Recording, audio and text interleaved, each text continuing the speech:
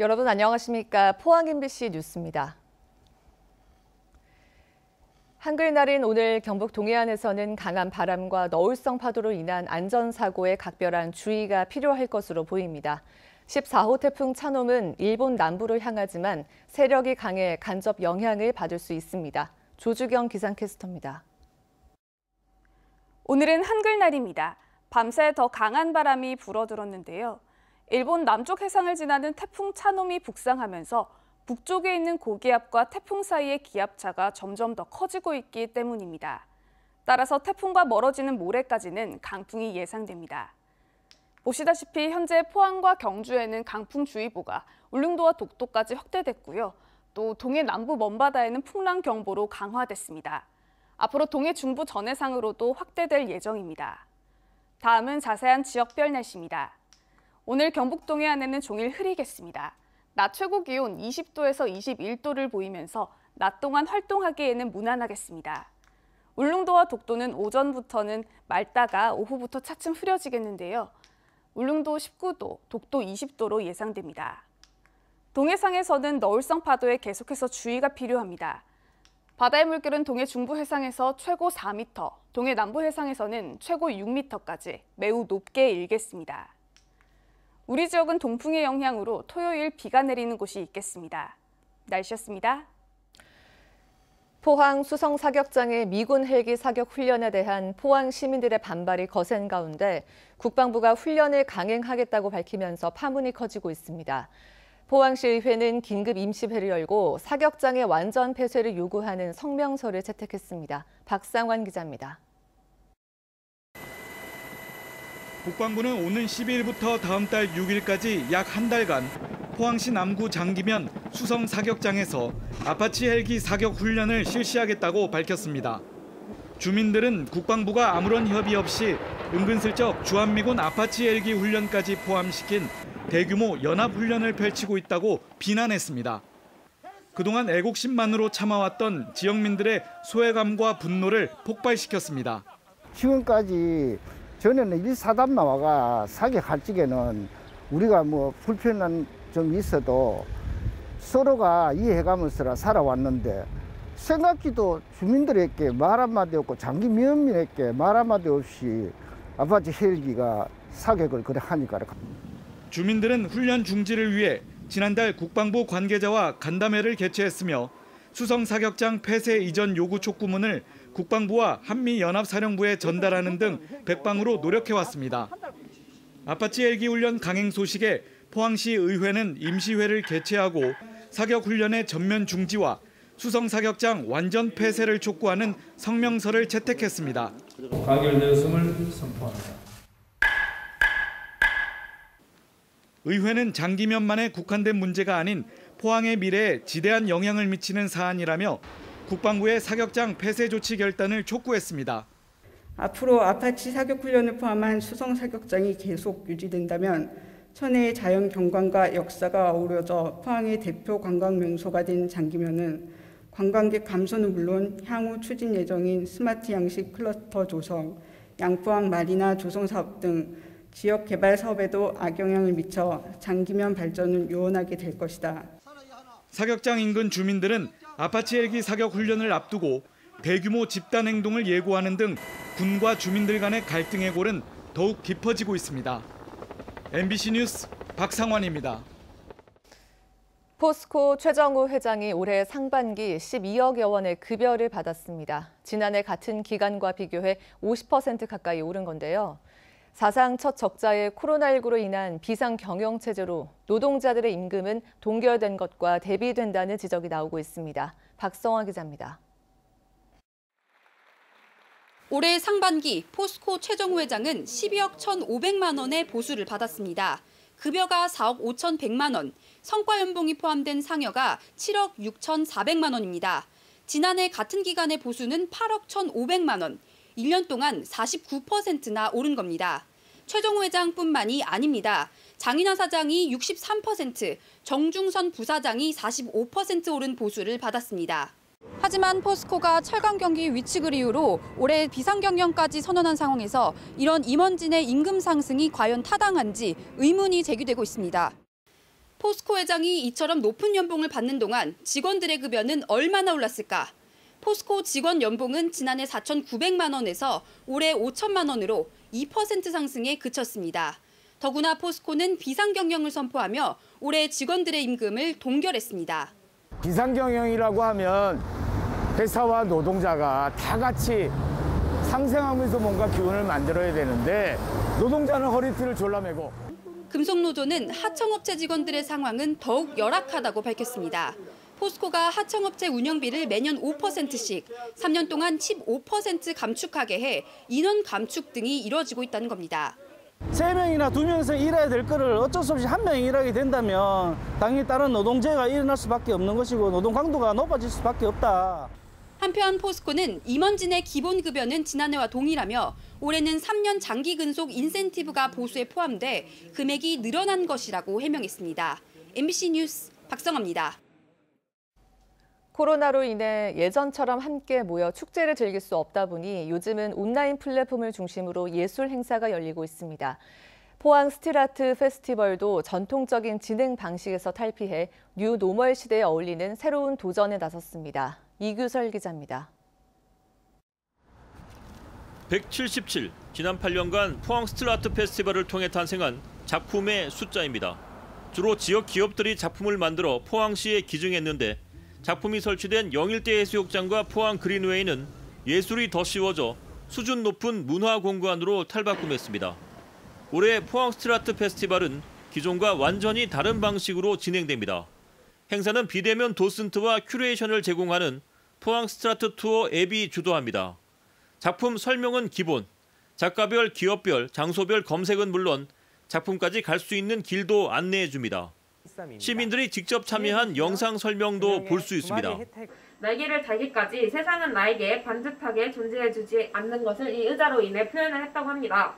그동안에 장소성과 시간성이 있다면 이번엔 그런 것들이 무너졌다고 보시면 좋을 것 같고요. 원하시는 시간에 축제 기간 중에 나오셔서 앱을 들고 즐기시면 참 좋으실 것 같습니다. 코로나로 인해 기업에서 새로 작품을 기증받기는 어려운 상황. 그래서 도색과 세척을 통해 작품 60여 점을 재정비하고 작품의 위치를 바꾸는 방법으로 지루함을 날려버렸습니다. 녹슨 금속 느낌의 조형물은 알록달록하게 변신했고 포항 시내에 흩어져 있던 작품 27개는 오천읍 냉천 수변 공원으로 자리를 옮겼습니다. 이렇게 조각 작품이 설치되고 난 이후에 이곳 오천읍 냉천 수변 공원은 완전히 다른 느낌을 가진 공간으로 변신했습니다. 내 마음이 참 좋더라고요. 밤에 이렇게 운동하러 가면서 이래 보고 이래 만들어놨는데 참 좋네 이랬더니. 2020 포항 스틸아트 페스티벌은 온라인과 오프라인을 연계하는 하이브리드 형식으로 오는 10일부터 31일까지 단계별로 개막합니다. MBC 뉴스 이규설입니다. 대구지검 포항지청은 어제 국민의힘 김병우 국회의원을 공직선거법 위반 혐의로 소환 조사했습니다. 포항의 한 시민단체는 지난 7월 김 의원이 4.15 총선 과정에서 허위 사실을 공표한 혐의가 있다며 검찰에 고발한 바 있습니다. 이 단체는 김 의원이 국회의원 보좌관으로 일한 기간이 13년에 훨씬 못 미치는데도 13년 국회의원 보좌관이라고 소개해 경력을 부풀린 혐의가 있다고 주장했습니다. 포항 남구선관위도 김 의원과 관련해 공직선거법 위반 혐의로 검찰에 수사를 의뢰한 바 있는데 선관위가 어떤 사안으로 수사를 의뢰했는지는 확인되지 않고 있습니다. 한편 김 의원에 앞서 포항 남구 울릉선거구에서 국회의원을 한 반명재 전 의원도 공직선거법 위반 혐의로 지난 7일 참고인 신분으로 포항지청에서 조사를 받았습니다. 대구지검 영덕지청은 지난 6일 전찬걸 울진군수를 피의자 신분으로 조사한 뒤 공직선거법 위반 혐의로 기소했다고 밝혔습니다. 검찰에 따르면 전찬걸 군수는 지난 4월 국회의원 선거에서 특정 후보를 지지한 혐의를 받고 있습니다. 전 군수의 재판 일정은 국민참여재판 신청 등의 절차를 거쳐 결정될 예정입니다. 국무총리실 소속 포항지진-진상조사위원회는 두 차례에 걸쳐 포항 지열발전 부지를 방문해 현장 조사를 벌였습니다. 진상조사위원회 소속 위원과 조사관 등 약 15명은 지난달 25일과 지난 8월 말 흥해읍 포항 지열발전 부지를 찾아 시추기 등을 정밀 조사했습니다.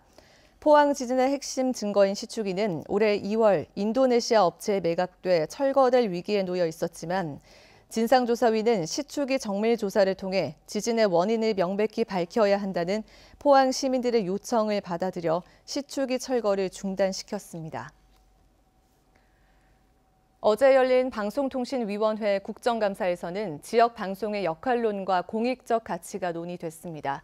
심각한 위기에 직면한 지역 방송을 위해 지역 신문 지원 제도와 같은 지역 방송 맞춤형 발전 기금을 마련해야 한다는 주장이 나왔습니다. 박준호 기자입니다.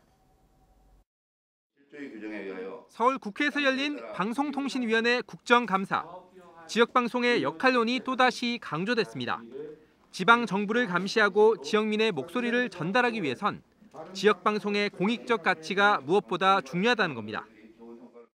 지역분과 지방자치가 강조되는 속에서 지방정권을 견제할 수 있는 언론이라는 게 절대 필요한데 방송이 그 역할을 해줘야 됩니다. 수년째 적자가 누적된 지역방송은 올해 터진 코로나 사태로 위기감이 커진 상황. 지역통신발전기금이 있긴 하지만 5년째 40억 원에 그치고 있는 데다 수십 곳의 지역방송과 통신사가 나눠갔다 보니 무용론마저 제기됐습니다. 지금 지난 5년 동안 예산이 거의 변동이 없습니다. 그래서 지역방송 계속 어려워진다고 하는데 예산에 대한 추가적인 지원도 안 되고 있어서 이 지역방송 발전기금의 재정 안정성도 확보를 해야 된다. 때문에 지역방송만을 위한 별도 기금이 시급하다는 지적입니다.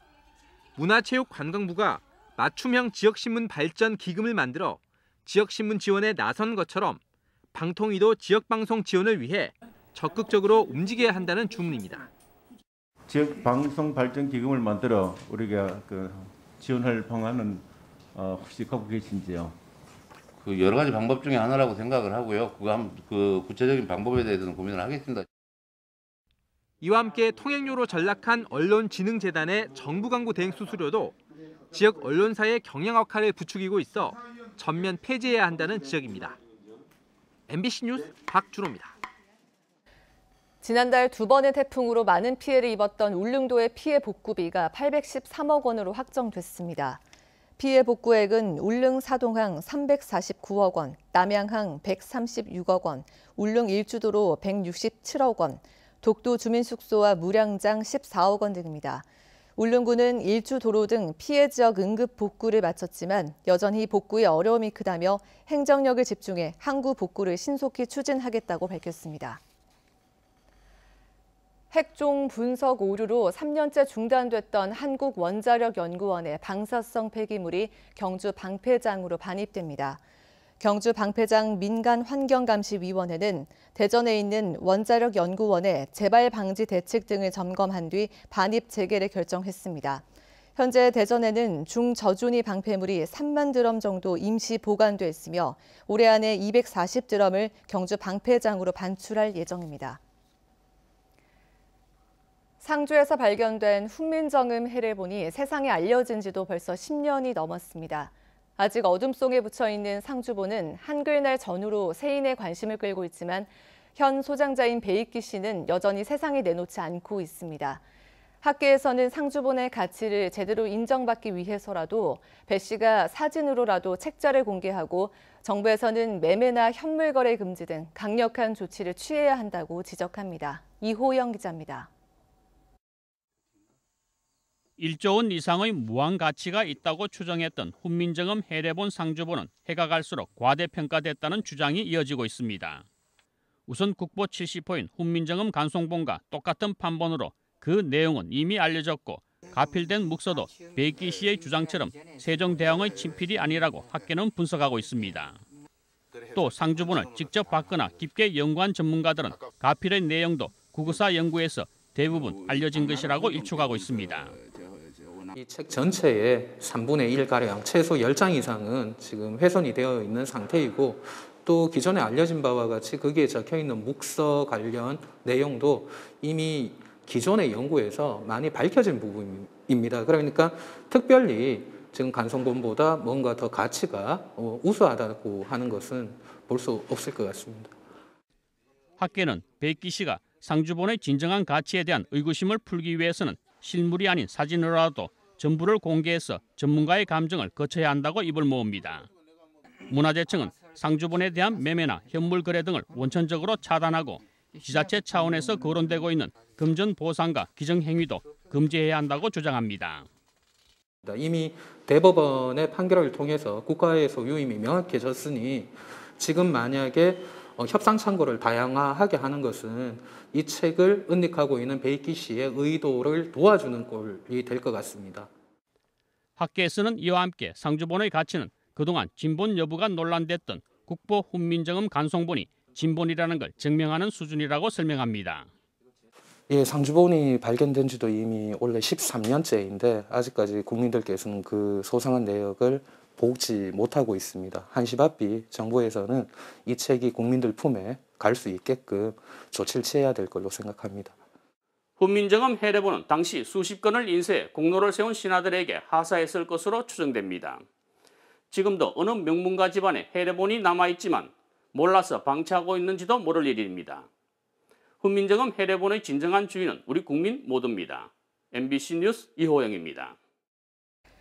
코로나19 사태로 올 들어 지난달까지 국내 문화, 체육, 관광 분야의 피해액이 10조 7천억 원에 이른다고 문화체육관광부가 국회 국정감사에서 밝혔습니다.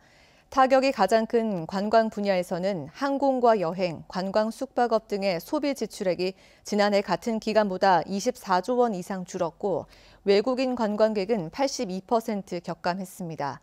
문화예술 분야 피해액은 5천여억 원으로 집계된 가운데 공연 건수가 36% 감소했고 영화 관객은 79%나 줄은 것으로 나타났습니다.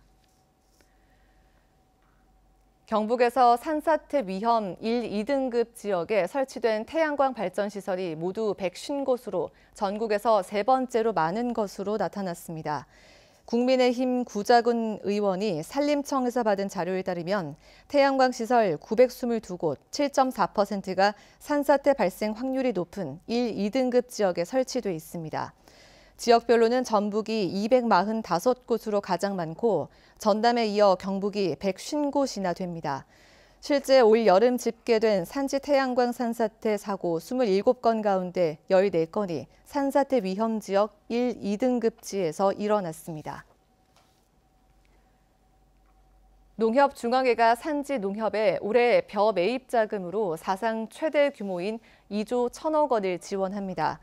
벼 매입 자금 지원 외에도 농민이 출하를 희망하는 벼를 전량 사들이기로 했습니다. 올해 벼 매입 생산 예상량은 지난해와 비슷한 165만 톤 수준으로 생산량의 45%에 이릅니다. 벼 매입 자금의 확대로 벼 농가의 판로 확보에 숨통이 트이는 것은 물론 지역 농협의 자금 부담도 가벼워질 전망입니다. 경북교육청이 도내 168개 사립학교를 대상으로 경영평가를 실시합니다. 오는 23일까지 진행되는 이번 평가의 항목은 정책 참여 등 4개 분야의 외부 교육 재원 유치 실적 등 모두 20개 항목입니다.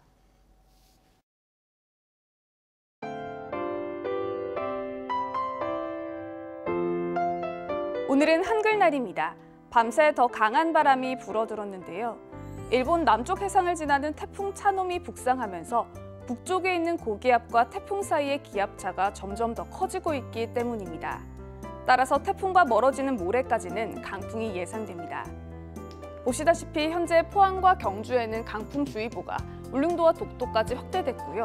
또 동해 남부 먼바다에는 풍랑경보로 강화됐습니다. 앞으로 동해 중부 전해상으로도 확대될 예정입니다. 다음은 자세한 지역별 날씨입니다. 오늘 경북 동해안에는 종일 흐리겠습니다. 낮 최고 기온 20도에서 21도를 보이면서 낮 동안 활동하기에는 무난하겠습니다. 울릉도와 독도는 오전부터는 맑다가 오후부터 차츰 흐려지겠는데요. 울릉도 19도, 독도 20도로 예상됩니다. 동해상에서는 너울성 파도에 계속해서 주의가 필요합니다. 바다의 물결은 동해 중부 해상에서 최고 4m, 동해 남부 해상에서는 최고 6m까지 매우 높게 일겠습니다. 우리 지역은 동풍의 영향으로 토요일 비가 내리는 곳이 있겠습니다. 날씨였습니다. 이상으로 포항 MBC 뉴스를 마칩니다. 여러분 고맙습니다.